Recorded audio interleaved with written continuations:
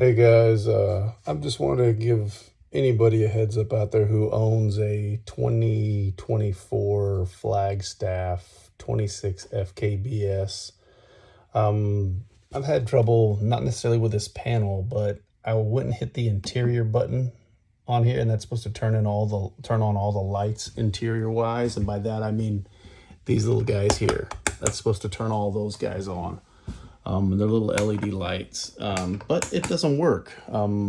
This is what they actually look like, and this is what it's doing now. And if I turn that light off, once you punch this interior light, these will have some light to them.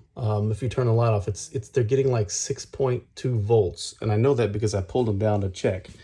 Well, after checking this to make sure I was getting 12 volts to this panel, I had to pull all of this off, and to do that, there's like a little ring that goes on here, and you kind of have to pry. It's hard to see, but you have to pry on the edges. You can pry it real easy, man, with something plastic, and this will pop off. And then there are 4 screws here. You can take that off, and you'll see there's a reset button on the back of here. That could help people with an issue with the panel. But I used that to check to see how many volts I was getting to the panel, and it was 12.6, so I knew, or 12 volts, so I knew this was okay.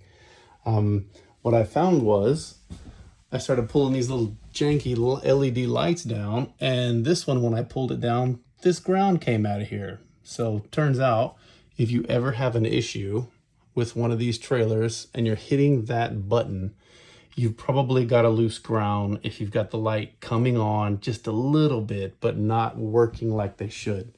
Anyway, it took me, I don't know, over an hour, 2 hours to find that out. So I'm giving you guys that information because I would hate for somebody to have a relatively new camper and going through the same thing and not knowing what it is. I'm out of warranty on it. So anyway, hope it helps someone.